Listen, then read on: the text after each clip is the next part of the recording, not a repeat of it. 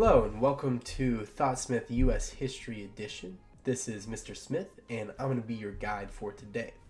So today we're going to be discussing one of the most important events in U.S. history, which is the early women's movement, or what would become known as the women's rights movement. So today we're going to be diving into some pretty interesting topics. We're going to be looking at the origins of liberalism in the United States as it kind of progressed in the Jacksonian era. We are also going to be talking about how a lot of the movements have been interconnected and interplay. So there's a lot of intersectionality between different movements that you see in the 1960s, as well originally in the early 1800s, going through and persisting to the end of the 1800s. So I hope you like today's video. Let's get into it. All right, so we're going to be talking about the early women's movement. But let's talk about what movements are more generally before we do that.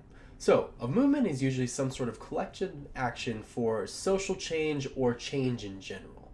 Now, there are usually 4 specific tactics that are used in this, but we've seen them across all different continents and across all different times in human history. So, it's kind of, these 4 tactics are basically 4 generic tactics that they might use.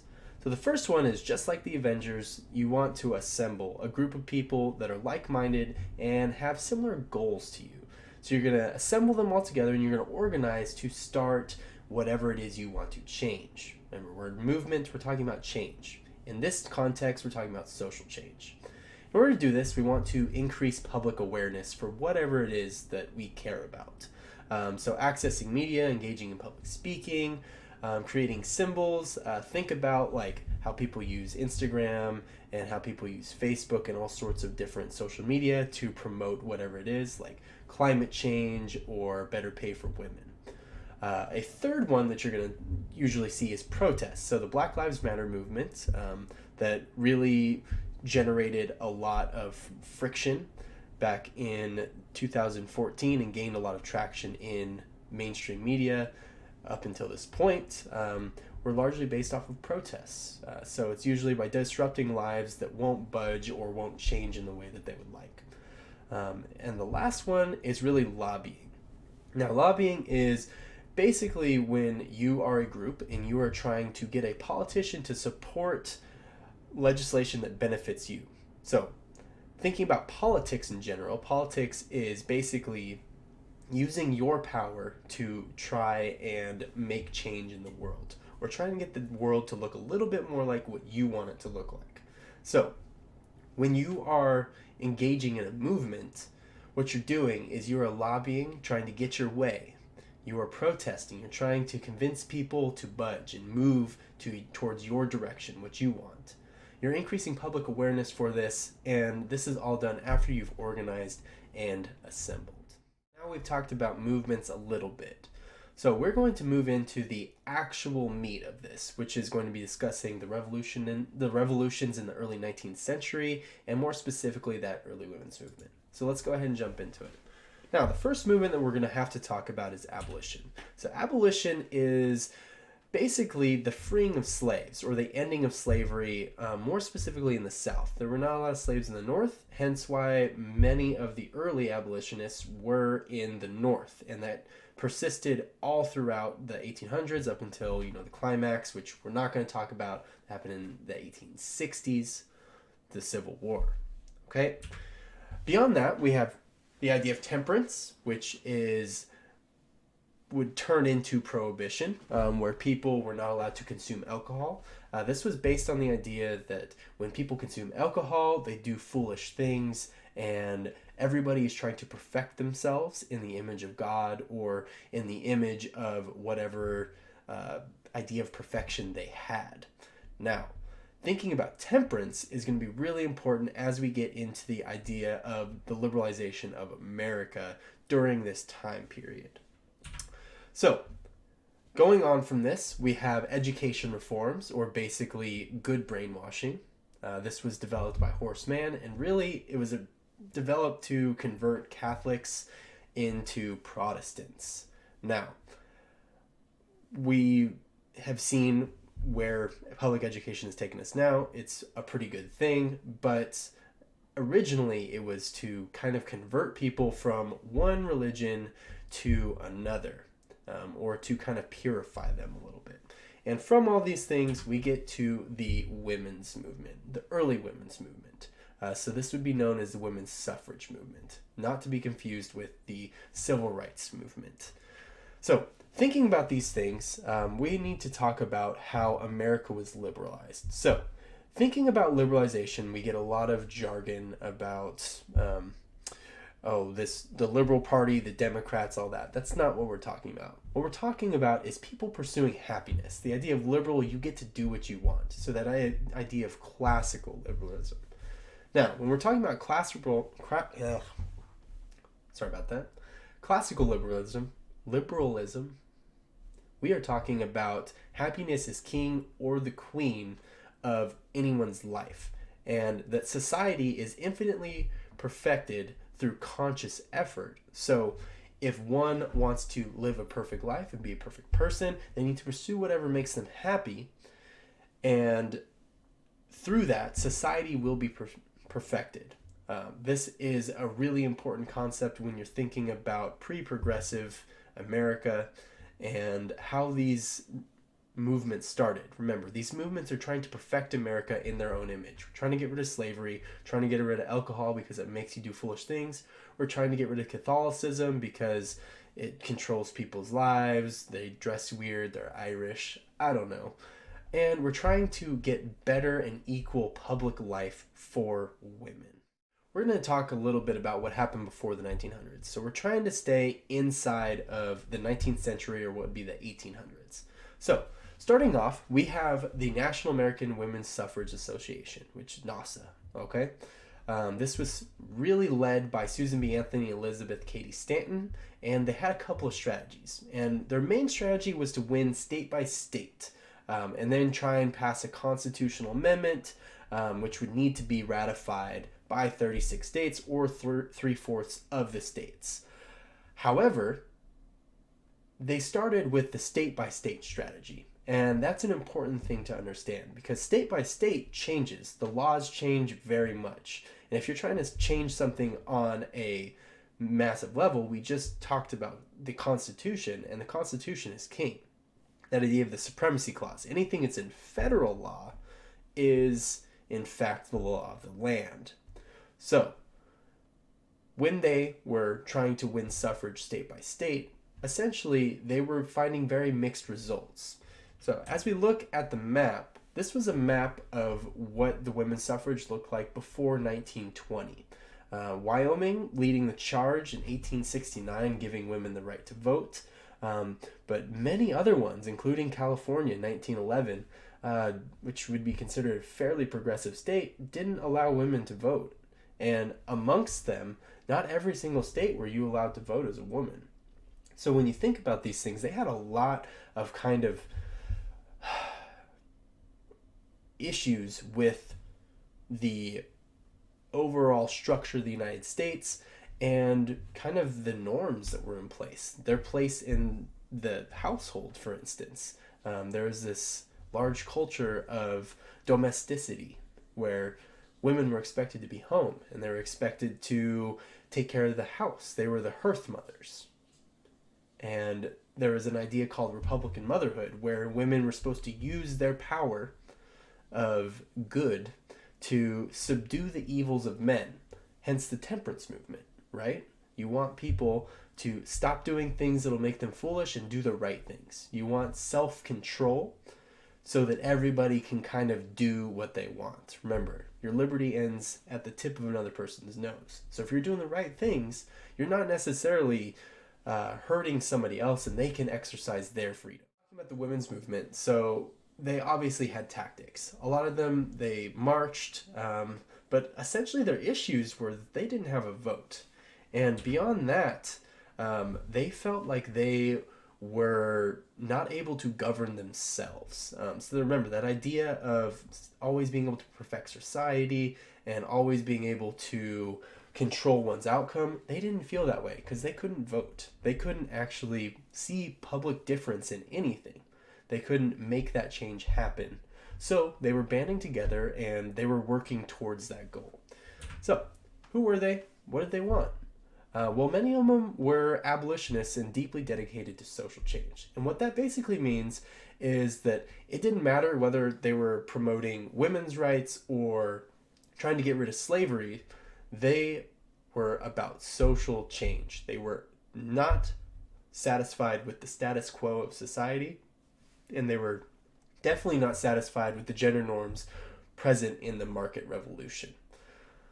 Now, when we're thinking about the market revolution, this is when women really started getting into the workforce. So over here, you can see on this picture, we have a factory line basically before Henry Ford formally made it a factory line in the 1900s.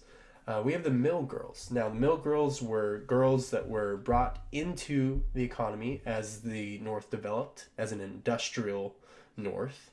So there was lots of factories. They were in textile mills.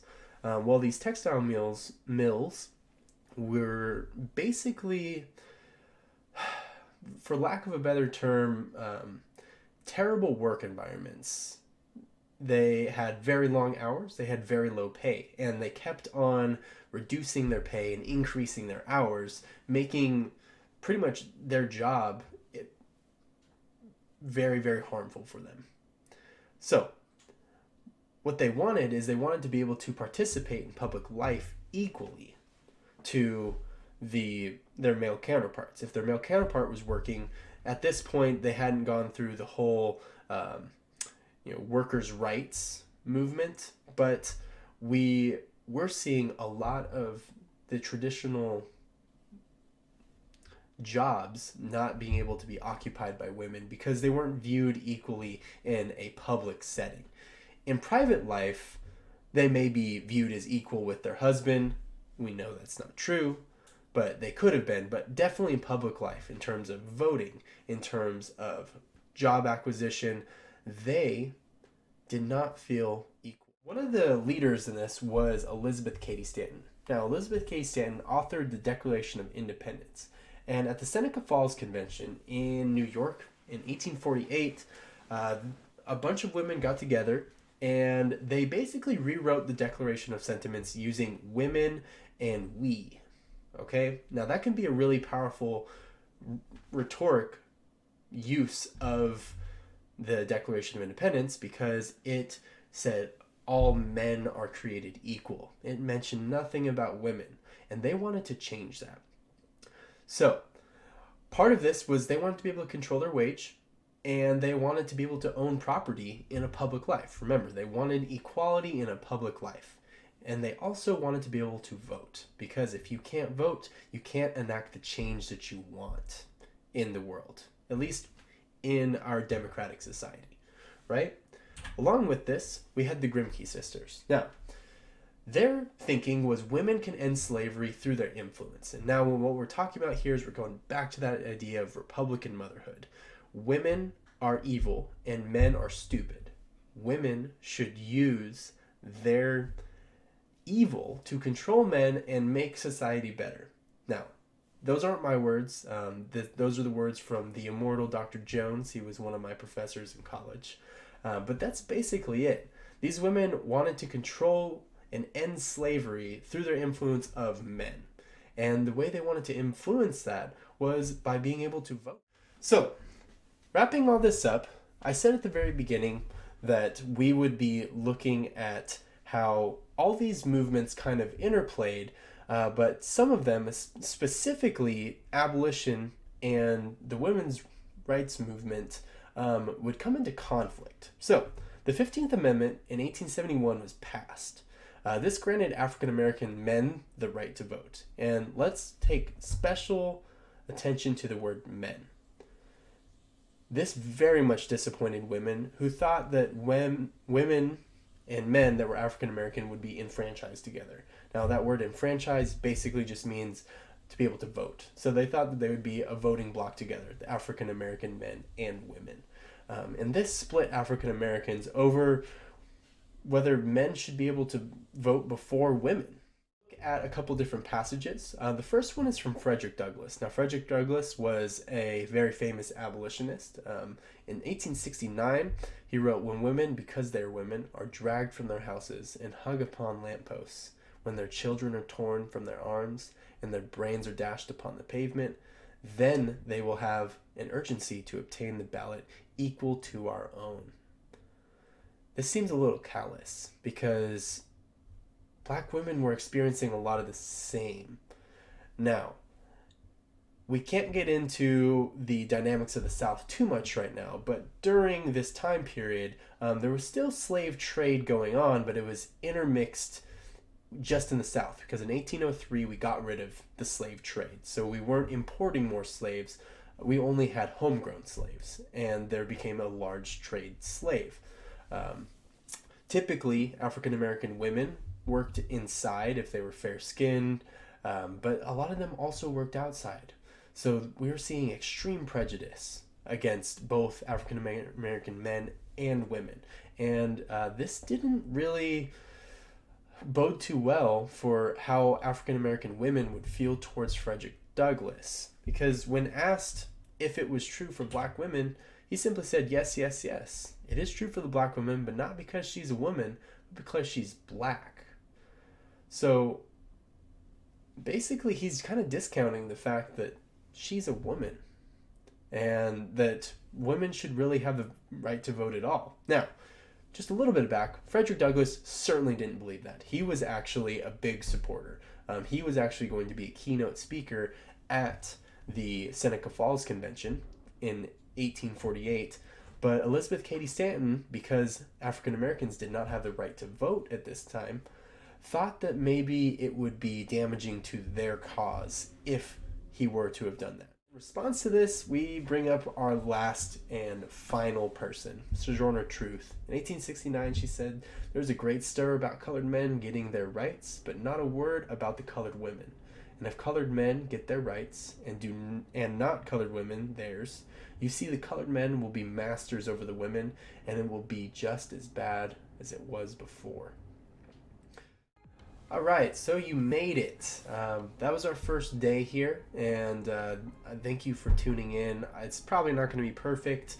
I'm really tired. It's like 11 o'clock at night, so I'm just trying to get this out to you. Hopefully there's a lot of good information in there. If you've been in my class, usually I'm a little bit more funny in person. I don't really have anything to bounce off of other people right now, so it's kind of just all stream of consciousness, and I'm trying to bring back stuff that I studied like 5-6 years ago in college. Obviously I'm pretty young, so it's still kind of fresh in my memory, but not as fresh as I'd like it to be. I went over notes, still trying to get the hang of this, but at any rate, thank you for bearing with me. This next section, I'm just going to take you through what the links and resources will be. So we're looking at women's movement. We have two different text selections. One is going to be history.com. We're going to look at the Seneca Falls Convention and everything that kind of went into it. It has the key speakers, what happened, and a version of the Declaration of Sentiments is also included in the resource. After you've read this text, what I want you to do is I want you to go into Common Lit. I want you to complete the reading. So this is about Malala Yousafzai. Malala is a very, very influential young lady who came out against tons of adversity in the Middle East and advocated for women's rights. And she's become kind of a world icon for advocating for women's rights, especially equal pay. I very much found her to be an inspiring person, and I hope you will too. So, with that, thank you for tuning in. This has been a wonderful edition of ThoughtSmith U.S. History Edition. I will look forward to talking to you again tomorrow or the next day or whenever I get this up. Okay? Take care. Stay safe. Stay healthy. I am